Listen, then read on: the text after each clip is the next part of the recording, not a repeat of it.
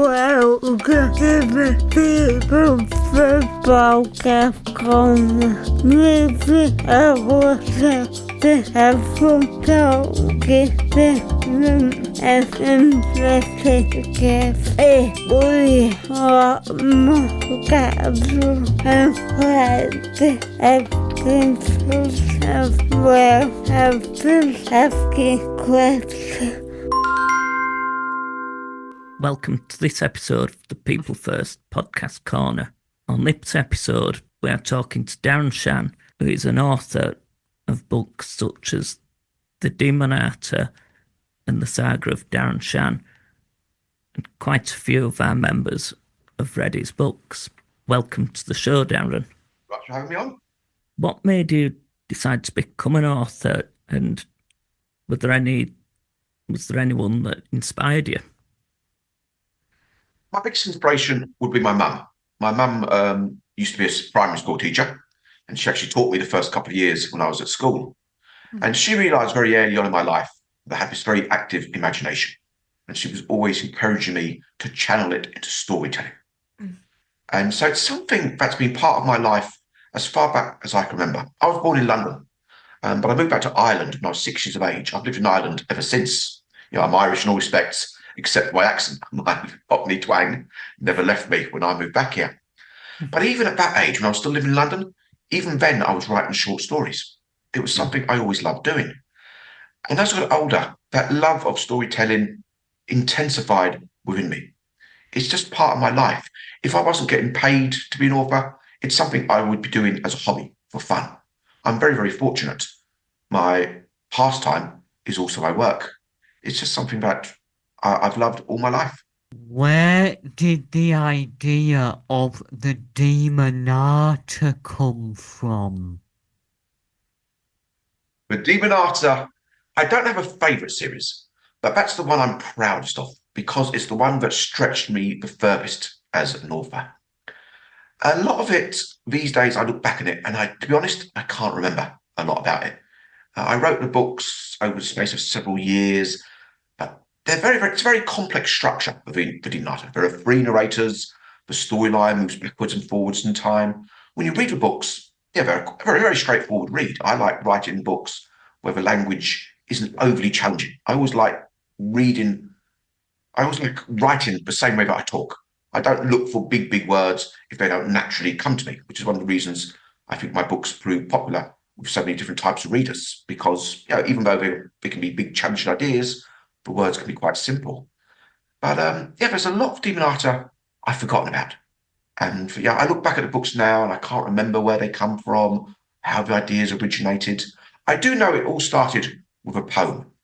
There's a poem at the beginning of the first book, which is called Lord Loss. Oh, I remember him. Yeah. Everyone remembers Lord Loss. He's one of my more memorable villains. I wrote this poem about him several years before I had any ideas to write a book about him. I used to write lots of poetry in my teenage years and my early 20s. And one day I found myself writing this poem about this character who just popped into my mind from somewhere. And so I wrote this poem, and for a few years I did nothing with it, but it kept bubbling away at the back of my mind. Normally, when I'd write a poem, I'd forget about it almost instantly. But this poem stayed with me. And occasionally I'd wonder, is there anything more I could maybe do with this character? And one day I was playing around with ideas for a book about werewolves. I wanted to try and write a werewolf book, but come at it from a different angle. I didn't want to write the traditional type of werewolf book. I was thinking, is there something different I can do with werewolves? And I suddenly had this thought. In the back of my head, something spoke to me and said, well, why don't you use this character of Lord Loss and make it a book about demons as well? And that intrigued me. And I went ahead and I planned Lord Loss and I wrote it. And I always planned it to be a one-off book. Lord Loss, when I first wrote it, it was always meant to be a standalone story. But after I'd finished it, I found myself thinking about it. Again, like the poem, I just couldn't escape from it. I just had a feeling there was more here that I had to do with this character. And I started having ideas of other books that involved Lord Loss and different characters. And over the space of a few years, I gradually came up with the framework of what eventually became the Demonata. Well, that's wonderful. Thank you very much, Darren. To be fair, it's much like theatre in a way. If you sort of like creating your own show, because like if you're a character in a show, you can be just sort of like semi-consciously thinking about it. Because I've sometimes sort of like woke up in the morning, thought of a scene, and then just had to jot it down for like, and then tell them about it 2 or 3 days later. Yeah, the idea is it's a question everyone always asks. Where do the ideas come from? But really, they come from anywhere and everywhere. I had the idea for Certain Freak when I was sitting in the back seat of a car. Sorry, I was sitting in the front seat of the car. One of my young cousins was asleep in the back seat. I was babysitting him, and my mind was wandering. I hadn't anything to read or anything to distract me, and I came up with the idea for Certain Freak literally while I was sitting in the car in the space of a few minutes. Other times, I might see something and it can spark something inside me. My most recent series was called Archibald Locks, and one day I was walking over a footbridge in London, and I saw a young woman come towards me, and she was pulling these strange faces. Her lips were gurning, her nose was twitching. She probably just had an itchy nose. But as I walked past her, I had this thought that came from nowhere. And I thought, well, what if she's not got an itchy nose? What if she's trying to open a door to another dimension? And these facial tics are acting as her key to that door. And Wow. by the time I got to the end of that bridge, I didn't know what she was going to find when she crossed universes, but I was damn sure I was going to write the story. I was intrigued, I was pulled in. So sometimes you get something dramatic like that, which will inspire a story. But more often than not, you can be lying in a bath. I can be sitting here at a computer. It's the one thing we can't control as creators. We never know where the ideas are going to come from. And the real trick of being a good author or a good playwright or a good script writer or whatever, it's not having the good ideas. I had great ideas for books when I was 10, 11, 12 years of age. It's training yourself to have the skills to turn those ideas into good stories. When I was 12, I didn't have the writer skills that I do 40 years later. I built those up over a lot of time, over a lot of writing, a lot of hard work. And that's where the real secret of telling a good story lies. It's not in the ideas. I think everyone has cool ideas all the time. It's training yourself to make the most of those ideas. And that's a lot of hard work, writing a lot of bad stories, learning to write good stories, getting gradually better, and just, sort of dedicating yourself to going further with ideas than most people ever do. How long have you been working as an author? Well, as I said earlier, it's something that's been part of my life all my life, but it's really from my sort of teenage years that I began really going for it. When I was younger, I had this idea of being an author, but I wasn't putting in the work that you need to put in. So from about the age of 13, 14, I began stretching myself and pushing myself. I'd write stories in my spare time, not just for schoolwork. I'd do them in the holidays or in the weekends, and I'd set out to try and write novels. I wouldn't get very far, but it's all good learning experience. Everything you write is always a good experience. By the time I was sort of 14, 15, 16, I knew this was what I wanted to devote my life to. This was where I wanted to go. I wasn't sure if I'd be able to make a living from it, but if it was something I had to do in my spare time, this was what was going to be my focus for the rest of my life. I went to university after school, and then I had a job for a couple of years after that. And then at the tender age of 23, I decided, right, I'm going to go for it. I'm going to set out to write full time. I thought, I'll give myself a year. I'll see if I get anywhere. If I don't, I'll go back, get another job for a couple more years and have another crack at it further down the road. I was living with my parents. I was drawing with Dole. But I just went for it. And within that first year, I didn't get published, but I did pick up an agent. I got an agent who was interested in my work, who took me on, worked with me, helped me develop. And he remained my agent for more than a quarter of a century. He died a few years ago, unfortunately. But he played a huge part in helping me get onto that track. So since the age of 23, I've been writing full time. Although it took 4 or 5 years before I actually made any money out of it. I was living on at the wheel of my mother and father, who were very, very supportive of me and very, very good to me back then. Hello, Darren. It's Tyler again. Tyler. I must confess, I haven't really read any of your books at the moment. But if I was to start reading them, which series would you recommend I read first? Oh, it really is. There's no simple answer. I've written all different types of books. I'm best known as Darren Shan, who writes for the YA market. But I also write books for adults under the name of Darren Dash. I actually published a few under the name of Darren Shan many years ago. These days I do under the name of Darren Dash. And I've written all types of books. I'm best known for my horror novels, obviously, but I've also written sci-fi and thrillers. I wrote a Shakespearean themed comedy. There's all sorts of things I get up to. The usual starting point for my work is Cert the Freak. That was the first book I published 26 years ago now. Last year was the 25th anniversary of it. And that's the book that changed my life. That was the idea I came up with one day when I was sitting in the car with my sleeping cousin in the back. And back then I was an unknown author for adults, and I hadn't sold anything yet. So I wasn't making any money, and that book changed my life. It sort of turned me around, and it was a very, very fortunate thing to drop into my world. And that's my most popular book. It wasn't a bestseller when it first came out, but over the years it's grown, and as word of mouth spread about it, and that's where most of my readers start. Others would go on, The Demon Arter might be their favourite, or Zombie, or Archibald Locks. But Cert the Freak and the Saga of Darren Shan is the first book of a series called the Saga of Darren Shan. It's the usual starting point for most of my readers. But I never push that as a starting point. I always say to my anyone who's interested in my books, have a little look at my website, go with whatever grabs your fancy. If you want real hardcore horror, Demon Arter or Zombie might be more up your street. If you want pure escapism, maybe Archibald Locks. But Cert the Freak tends to be where the vast majority of my fans start. Okay, thank you, Darren. Because I'm thinking I'm just about to start that zombie series actually myself. I'm just about to finish one probably tonight or tomorrow and start that. So, I hope you enjoy it. It's an odd one, Zombie. It's not as well liked as Saga of Darren Shan or Demon Arter, because on the one hand, it is this big zombie apocalypse story, but it's also a look at what's been happening politically in the world over the last couple of decades or so. It's about the rise of the far right, about the abuse of power by the powerful, about racism. So there's a lot of meatier stuff in there going on. So it's an odd mix of over-the-top zombie gore and these very pointed political things. So if you enjoy it. sounds interesting.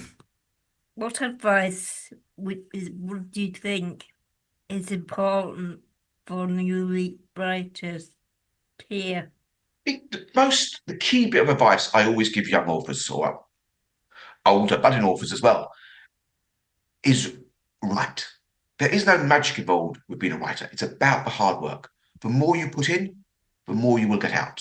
I always say, it's great to have an active imagination. It's great to have lots of ideas, but you have to train yourself to take those ideas and run with them. And that comes with hard work. You really do have to put in graft.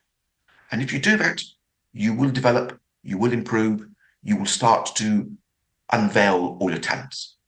And it's the hardest part, because it annoys me sometimes when I'm watching films or TV shows. They present creativity as the muse whispers in your ear and everything is simple from then on. You get an idea for a story and you just knock it out with no problems. The hard part is getting the idea, and it's not.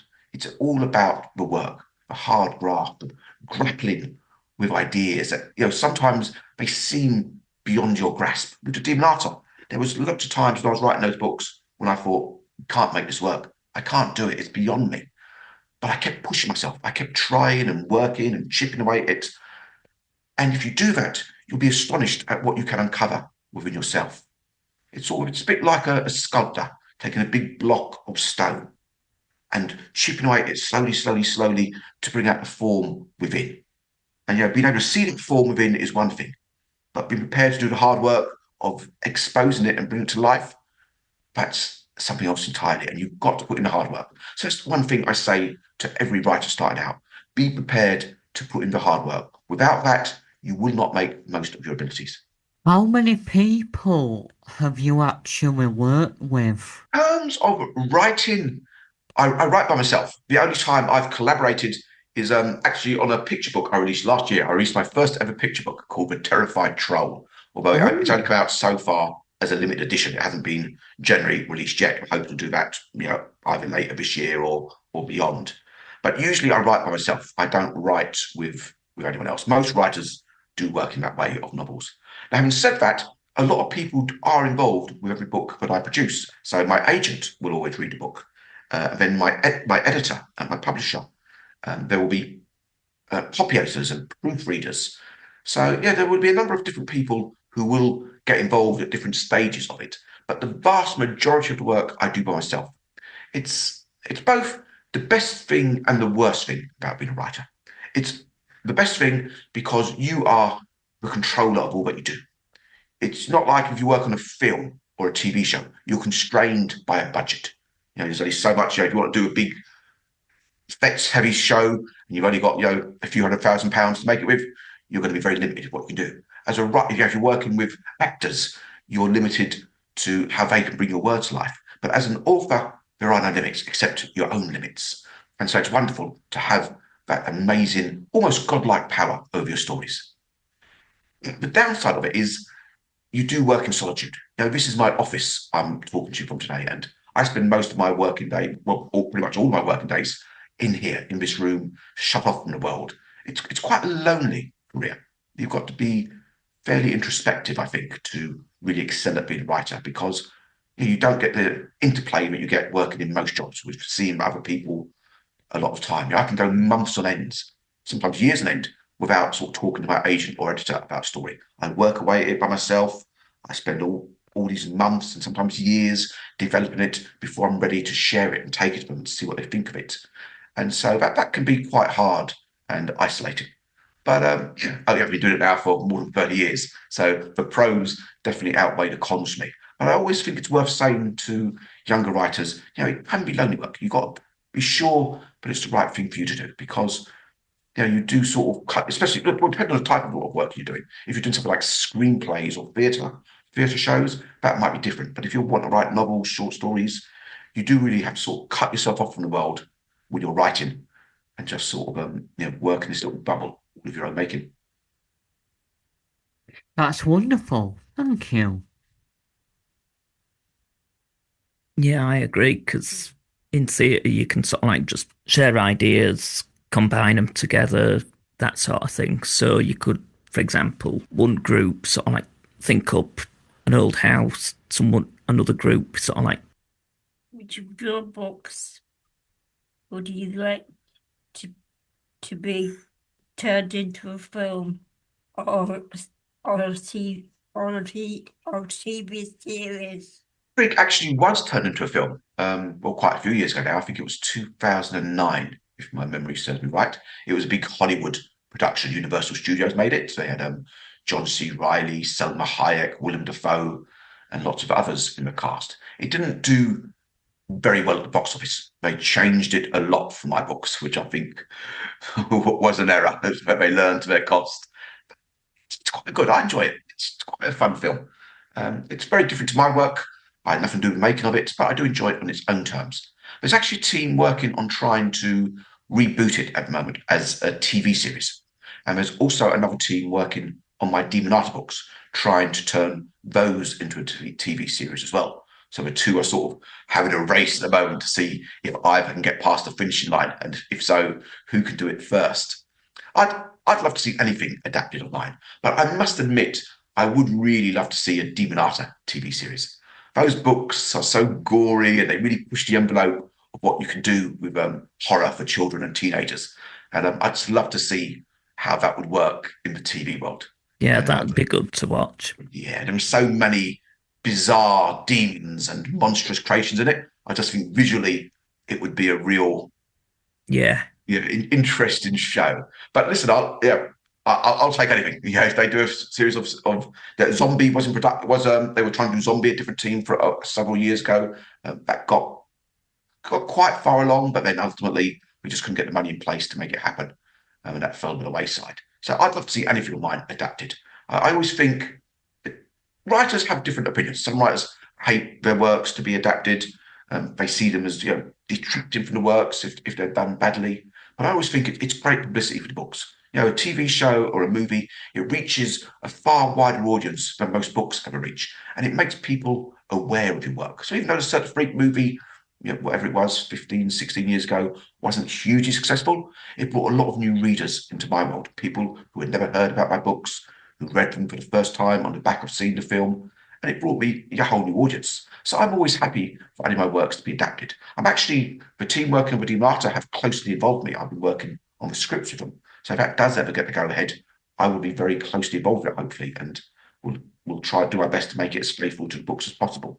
I'm not really that closely involved with Certain Freak, but I'd still like to see it happen if it does happen. But yeah, if I had a dream wish and I could make it come real and pick which one it was that would get the green light first, I must admit, while I don't have any favourites, part of me is itching to see the Demon Art up there. Do you do your books in large print? Large print. Some of them have been done in large print. Certain Freak was. I definitely know Certain Freak was years ago. I think maybe a couple of other books in that series were done in large print, but I don't think most of them have been done in large print. There have been audio books of Certain Freak. There was a Braille version of Certain Freak, actually, many years ago, was produced. Again, they might have done another one or two of that. I'm not sure. But obviously, if in fact people read a Kindle these days, they can make the print as large as they want. But in terms of actually printed books, I definitely know Certain Freak, maybe Lord Lost. I'm not 100% certain. I've been very, very lucky. I've published like more than 60 books, and they've been published in lots of different countries around the world.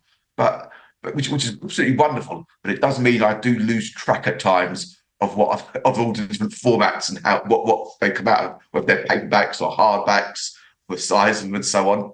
But I definitely do remember Certain Freak at least was done in large print, yes. Do you read your own audiobooks? Because if not, I think you should, because you definitely have the voice for it. Oh, thank you, Tyler. You're flattering me. A lot of people have said that over the years, but no, I don't actually think my voice is strong enough to do a full book. I'm fine when I do little events or I'm chatting in interviews like this, but if I was focused on the words and reading out loud, I'd stumble quite a bit. I've got a little bit of a stutter that comes through when I read, and I'm not very good at doing different voices and stuff. I think actors are far better placed to do good audio books. So I always love it when people say that to me, but no, I'm not confident enough to do it. I've always meant to try one of the short ones just to see what it would be like, because a lot of my books sadly aren't available in audio. All the Certain Freak books are, the 12 books of the saga of Darren Shan, but Demonata isn't available in audio. I've been trying to get my publishers for years, decades, to try and do Demonata as audio. They did the first 6 a long time ago, only on audio CD. It's never been available to stream or anything like that. But yeah, they just won't do it. I don't know why. So I've kept meaning to try it one day just to see what I would be like, but I'm not confident that I would do a good enough job. Well, I still think it's time for you to try it. Yeah. Thanks, Tyler. Do you have any other upcoming books? Currently at work on editing my next book for adults, which I will release under the name of Darren Dash, and that will hopefully see print later this year. As I said, right for adults is Darren Dash, and for younger readers as Darren Shan. So that's the next book that I will be working on. I don't have a Darren Shan book lined up at the moment. There's a few different things I've been working on over the last few years, but I haven't had something yet that's compelled me to forge ahead with it. So things are a bit quiet on the Darren Shan front at the moment, but on the Darren Dash front, there will be a new book coming out, as I say, hopefully later this year. Well, thank you. When you were a young child, what did you tell your stories to people verbally, or just write them down? Usually, now I think pretty much all the time it was writing them down. My brain works differently when going through my fingers than it does through my voice. I used to tell short stories to my cousins. I've got an aunt who's got 5 cousins, and when they were young, I used to babysit them, and I used to sometimes make stories up and tell them to those. But for the vast majority of the time, when I was a child writing that, and then as a teenager, I would write stories down and then read them out. I just found I could be more loquacious when I was writing than I was when I was talking. I'd stumble over my own tongue sometimes. I always remember when I was a teenager, one day I was chatting about being a writer with one of my friends, and he said, "Well, what makes you think you can be a good writer?" And I said, "I've got a really good, I couldn't think of the word for ages." And then eventually it came to me, "Oh yes, a really good vocabulary." So when I write, I do have a very good vocabulary. But when I talk, my stories, I don't think I could write. I don't think I could relate a story as well verbally as I can when I write it down. How much costs by book? It depends on each book, on the length of it, the format, whether it's hardback or paperback. I know Certain Freak came out, all those books originally came out in paperback. When I first got published, it was just as paperbacks. And then with Demon Arthur and later series, they came out as hardbacks. I think the hardbacks maybe £13, £14, maybe a bit more these days.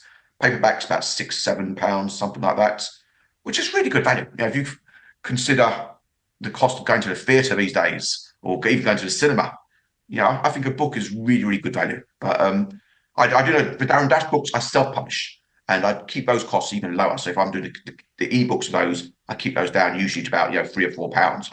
I try and make the works as affordable as I possibly can.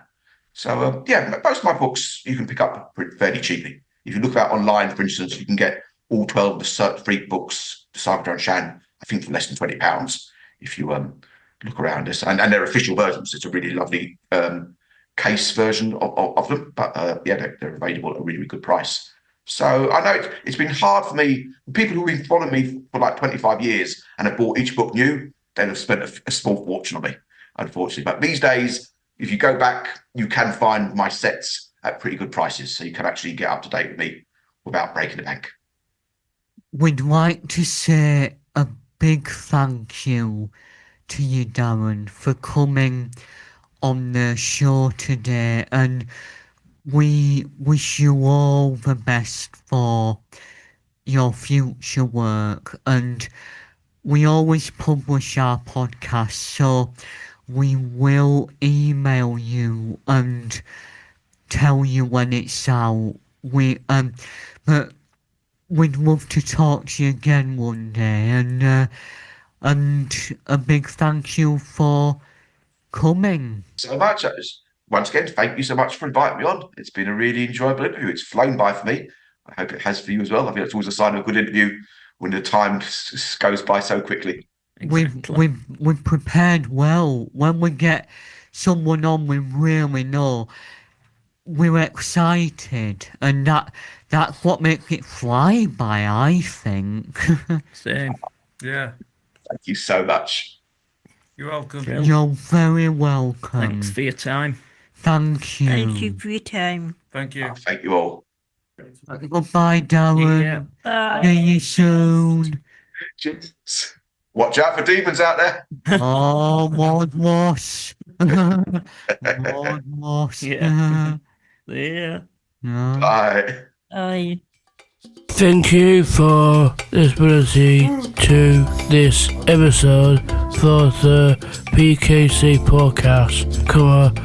If you went to listen to our minute show all about the social effect people with learning disabilities, you can ask for the podcast on Spotify, Apple Podcasts, Amazon Music, or you can visit our website peoplefirstpkc.com to keep up to date with our podcast. Follow us on Facebook, X and Instagram by searching for the People First Podcast.